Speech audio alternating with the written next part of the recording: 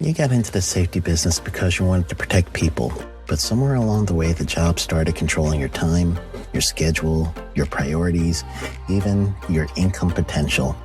What if the expertise you've built over the years in the field can give you something more? More freedom, more control, more ownership of your future.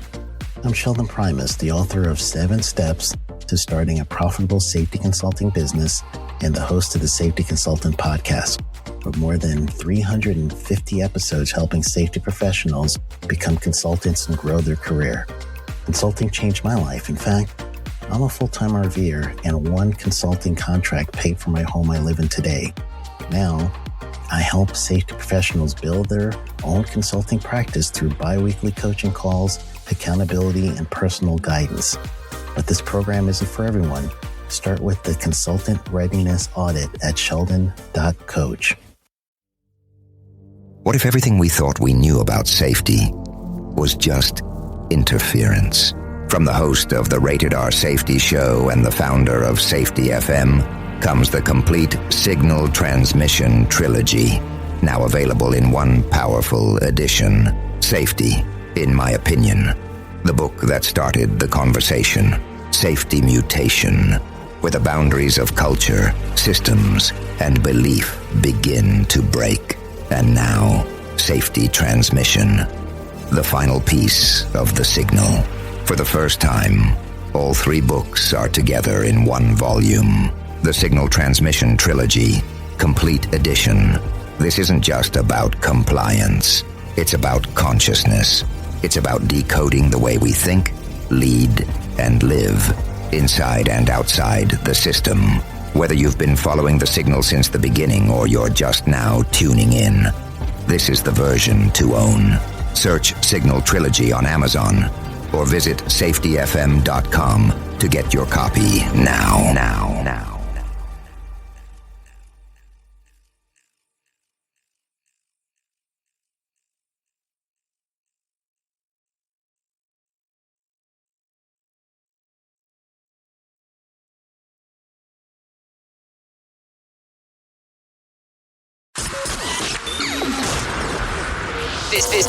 This show is brought to you by Safety FM.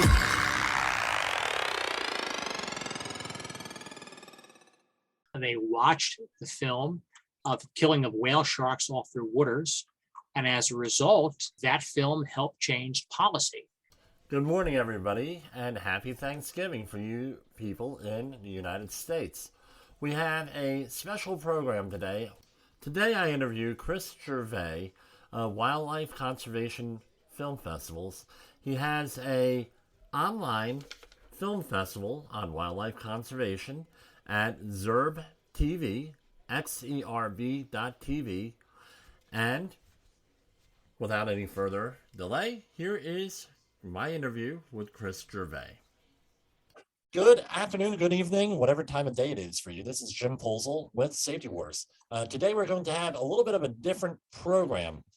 We're always concerned about industrial safety, safety for our homes, safety for our communities. Today we're going to be talking about safety in the environment, specifically endangered species and other wildlife. And I have on the other end of this, Christopher Gervais, who, I'll disclose here, he's been my friend for about 30 years now. Is that right, Chris? Roughly? Yeah, that's about it, Jim. I guess since we were in kindergarten, right? Yeah. We actually both attended, then it was Stockton State College in the Environmental Studies Department. I was more of the geology type and natural resources type. Chris was more of the, I believe it would be fair, marine biology, paleontology end of things. Yeah, I mean, at the time at Stockton, I was environmental science and studied vertebrate paleontology under Dr. Wood, and then graduate school went on to marine science. But that's a fair enough assessment of my background. Right. And about 11 years ago, or has it been 10 years? Lost track of time. You started Wildlife Conservation Film Festival. Basically, I think everybody here knows my background. There's always a debate in college, in graduate school specifically, with you have a protected species, a protected ecosystem, and how do you feel good about that? But the argument was, well, you got to do more than feel good about it. You have to experience it.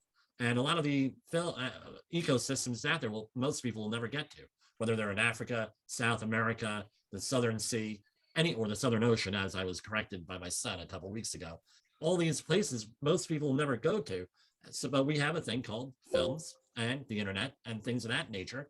And Chris's mission, I'll let him go into, but it's more or less to bring all of that to you through conservation film festivals. And we'll turn it over to you, Chris. So, yeah, no, thank you, Jim. So, WCFF, as we abbreviate ourselves, Wildlife Conservation Film Festival. The name says it all. We're now in our 12th year, approaching our 12th year.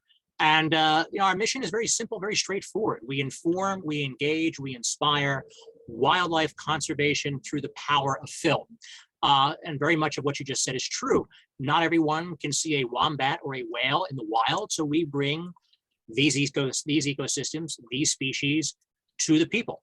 And we do it via several platforms. We have our flagship film festival in New York every October, which runs 10 days where people can come and attend, which you did yourself this year. And there's over 100 films that are screened during that time. In a normal year, a non-pandemic year, we have hundreds of filmmakers there from all across the globe where people can speak with, ask questions, and interact with. But last year, meaning 2020, because of the pandemic, as we call it, we were forced not to be able to have the event with a live audience as theaters were shut down in the city. So we were forced to do a virtual program, which, because we had people from all across the globe, whether it be from Argentina to Algeria, from Bangkok to Beijing, that came and logged on because they were never able to come to New York for whatever reasons. And for 40 days, we screened, I think last year was 200 and some films. We had hundreds of filmmakers and scientists where we did multiple live chats daily via Zoom, where people again could interact. And because of its popularity last year, we're doing the same thing again this year. So starting on November 25th, and I realize that's Thanksgiving for us Americans, but not for the remaining 200 and some countries across the globe, we will launch again our virtual edition of this year's film festival, which will have 120 plus films and some days live chats with filmmakers. And for anyone who is interested in this, it's a very simple process. You can log on to xerb.tv, XERB.TV, and from there, you'll go to Wildlife Conservation Film Festival, WCFF, and then you'll go to our virtual events. So if you're following along, this will be in the summary. The website will be in the summary, as well as Chris's contact information. And once you log on, it's $20 fee for 35 plus days, where you can watch over 115 films. I think it might be closer to 120 now. And these films range anywhere from 5 minutes to 2.5 hours. And you can watch them as many times as you wish over that time period. You can watch them from your iPhone, your Android, your iPad, your Apple TV, your smart TV, numerous different platforms. And you can watch each film multiple times. You can even put a film, some of the longer films that are over 60 minutes. You can put them on pause. You don't have to watch it all at once. And then you can come back a day or a few days later, or even a week, and resume where you left off. Yeah, it's a great way to spend the holidays. Not everyone is traveling. Some people are by themselves. I know we did it last year with our children, my wife and I, and it was a fantastic experience to actually see that. And they were 8 and 5 at the time. 5-year-old found a lot of the stuff very cute. And what was nice was with the shorter films, that was something really appropriate for the under 10-year-old. It matches their attention span. Yeah. The great thing about these films is you won't find them on Amazon. You won't find them on Netflix, at least not yet. Some of them will never make it for a number of reasons. And these films in particular, they are world premieres at the 2021 WCFF, both in our theater or on our virtual platform. So, for those that have, they're apprehensive and say, oh no, not another online platform to watch films. Well, yes, there are certainly dozens out there. The films that WCFF is showing here and now, you will not see on the other platforms at this time. And again, it's only a one-time subscription fee of $20 for the virtual event. And then if you want to continue watching these films after the virtual event is over, then we have the WCFF channel, which currently has, I think, about 525 films, some of which are part of this virtual event, others which date back to within the last year and a half of when we created the channel. And that is a very nominal fee of $6 a month. And again, the vast majority of those films there, you also will not find on the major platforms that I had just mentioned. So, again, I believe this information will all be provided at the end of the program. Right. But go to xerb.tv/WCFF, and then you'll see virtual event for the virtual program. Or if you want to subscribe to the channel, that will be under Watch Anytime. That's how you can follow us. And if you want to get more information, we're very active on social media. WCFF is on Twitter, Instagram, LinkedIn, and Facebook. And our website, again, is WCFF.org. Great, Chris. We'll touch base on that in a little bit. You went through an evolution, I guess. You're always interested in all this stuff going way back, right, on this end of the environmental field. So this is sort of like an evolution, like what I think most people, I'll say, are vintage, right, where you go through an evolution and you end up in places that you don't really expect. So would it be fair to say that you went through a similar evolution? No, you're always interested in this subject matter, protecting endangered species, protecting ecosystems, and it's been like a passion of yours. It's been like a running theme. So, for example, you're involved in several nonprofits. We won't have to mention them, but and everything else. That seems like a really good fit for you. I've known you for all these years. Yeah, I mean, it's a good point you bring up. I mean, I had always been involved in nature and in science ever since I was a wee lad. I guess that's following the family's genes, family history. After college, after graduate school, I went into academic research and teaching, and I thought I would be there the rest of my life. I was living in South Florida and was very happy there, but I moved back to the Northeast to get married, which unfortunately that didn't work out. And then I worked in academic publishing for a number of years. And, that bubble, as we all know, burst around 2010. I found myself at a convention in San Francisco where my entire division was laid off via an email, although it wasn't any surprise because the writing was on the wall for some months. So what I did was got a car and drove home across country because I didn't have to be back at the office, so to speak, on Monday. And, I had one of these find yourself or redefine yourself moments, and stopped in multiple national parks on the way home, and stopped in a small town in Montana where they were having a film festival, similar to what I do now. Was that in Livingston, Montana? This was in Missoula. And I said, it's a shame there's nothing like this in a major metropolitan city in the country. And at that time, there was not. A lot of these environmental film festivals, which we are not an environmental film festival, we are more defined, specifically our genre as a wildlife conservation film festival, are generally much smaller, less populated towns. And here we come along and we decide, I guess this is May of 2010, that, at the time I was a member of an organization in New York City, and I had met with several mentors, Dr. Sylvia Earle and the late Jim Fowler, and they said, go for it. You're not doing anything at the moment. You're in between careers. Why don't you try and do this on your own? And WCFF was then launched at that time. And our first event was in September of that year, September of 2010.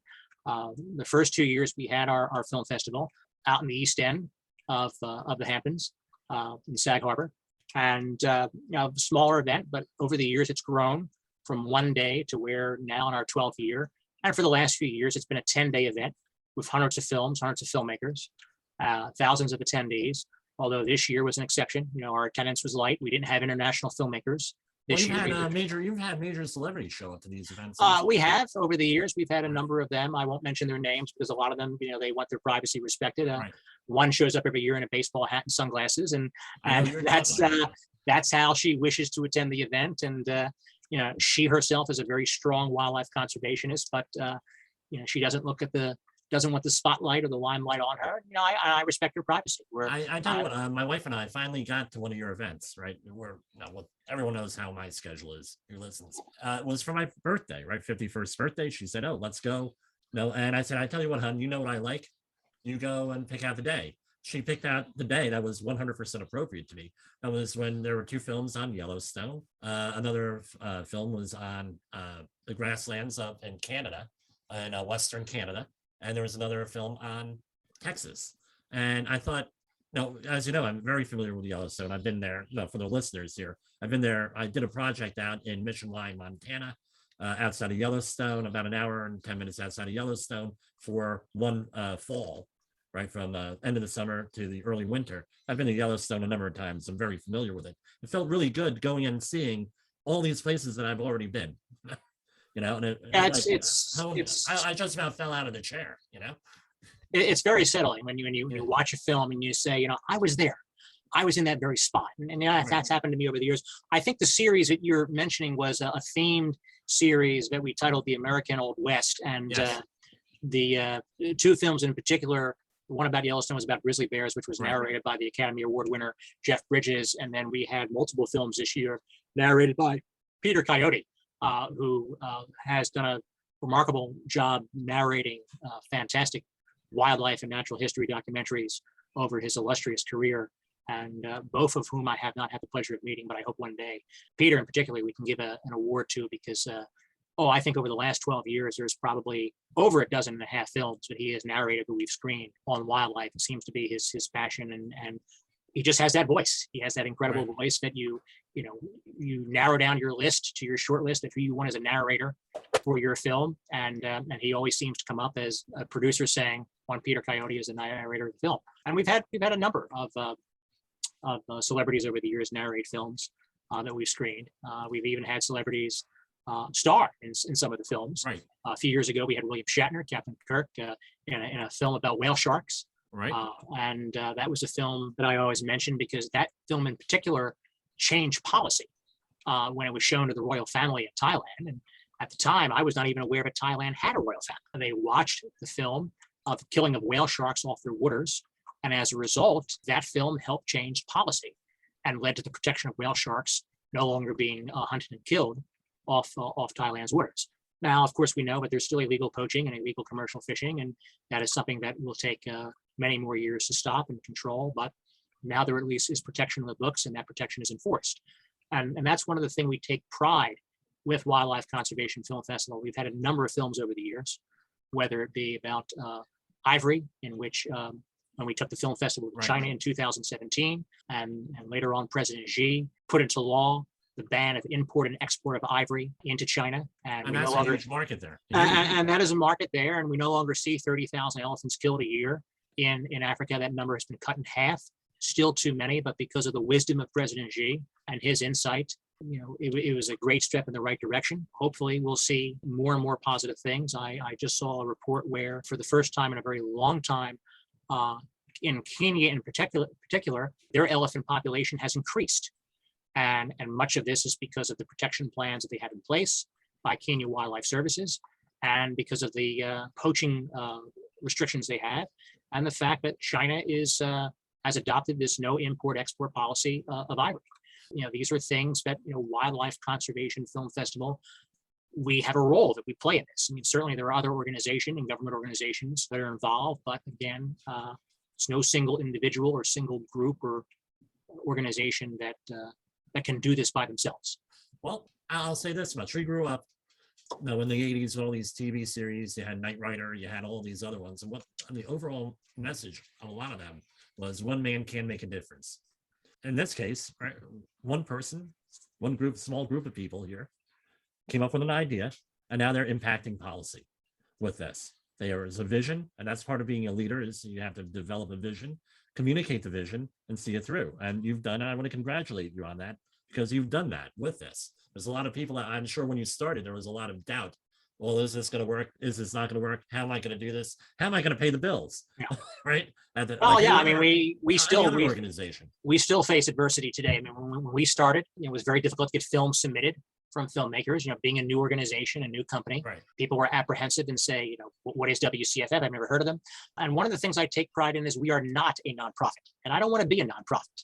Right. And that's a discussion for another time. And for those who will have that question as to why. In summary, I'll just say I know of too many organizations, particularly in conservation of wildlife, that are nonprofits, that are legally 501c3s, and quite frankly, I don't know where the money goes. It's certainly not going to conservation. I'm not going to name these organizations. They know who they are. I certainly know who they are because I have followed them over the years and I've been involved with them over the years. Right. But the one thing about WCFF that we're very proud of is our transparency.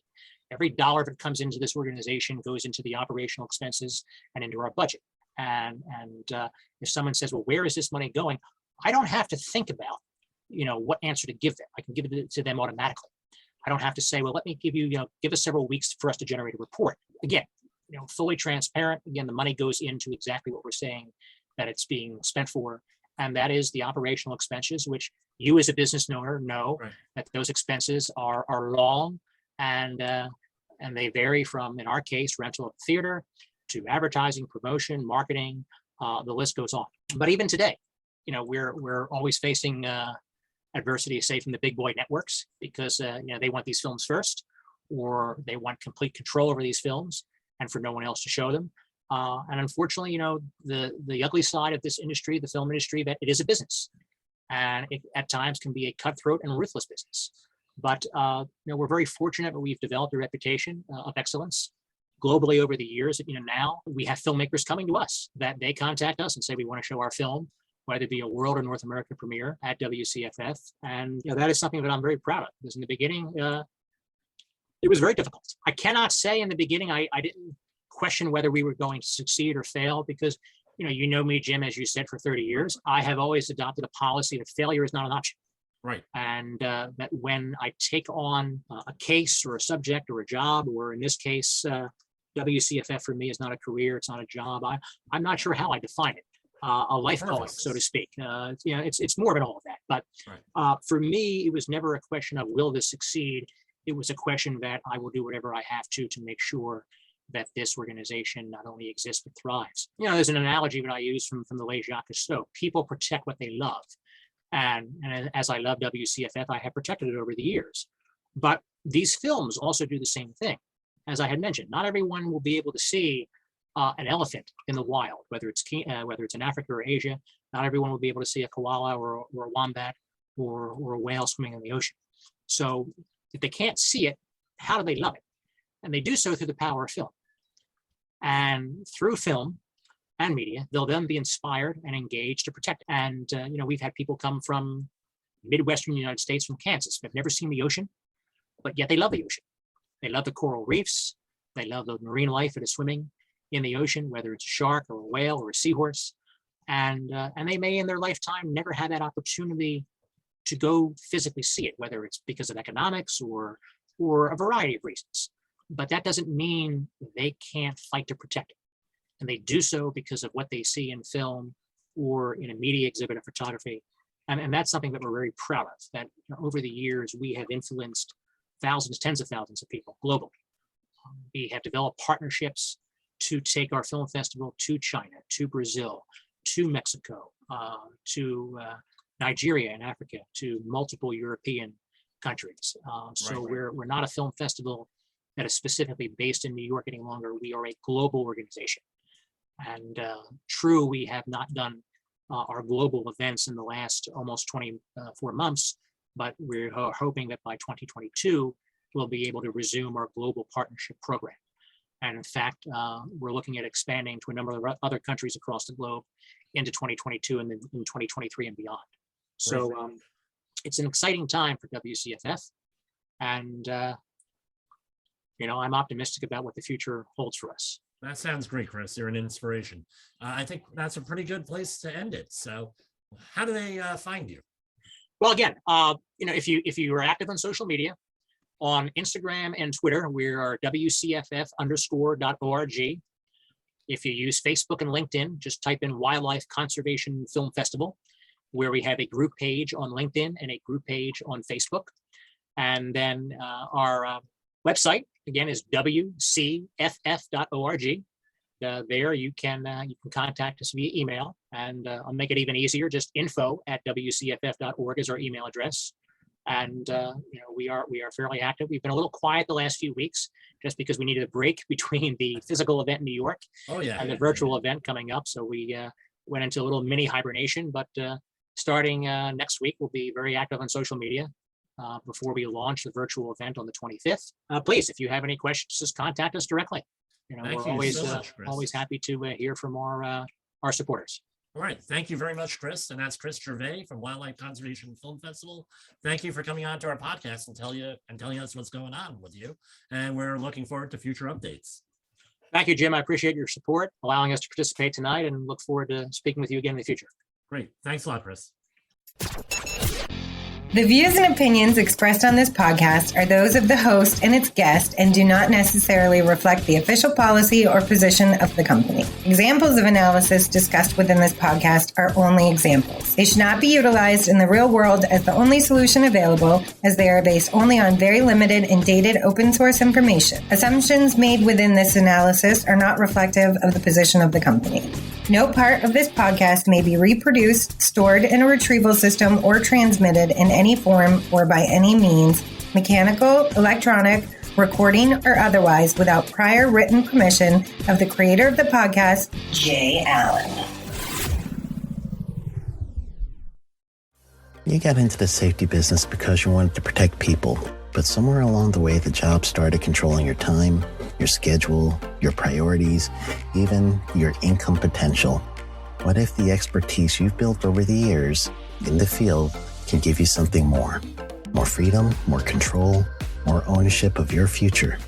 I'm Sheldon Primus, the author of 7 Steps to Starting a Profitable Safety Consulting Business and the host of the Safety Consultant Podcast, with more than 350 episodes helping safety professionals become consultants and grow their career. Consulting changed my life. In fact, I'm a full-time RVer, and one consulting contract paid for my home I live in today. Now, I help safety professionals build their own consulting practice through bi-weekly coaching calls, accountability, and personal guidance. But this program isn't for everyone. Start with the Consultant Readiness Audit at sheldon.coach. What if everything we thought we knew about safety was just interference? From the host of the Rated R Safety Show and the founder of Safety FM comes the complete Signal Transmission Trilogy, now available in one powerful edition. Safety, in my opinion, the book that started the conversation. Safety Mutation, where the boundaries of culture, systems, and belief begin to break. And now, Safety Transmission, the final piece of the signal. For the first time, all 3 books are together in one volume. The Signal Transmission Trilogy, Complete Edition. This isn't just about compliance. It's about consciousness. It's about decoding the way we think, lead, and live, inside and outside the system. Whether you've been following the signal since the beginning or you're just now tuning in, this is the version to own. Search Signal Trilogy on Amazon or visit safetyfm.com to get your copy now.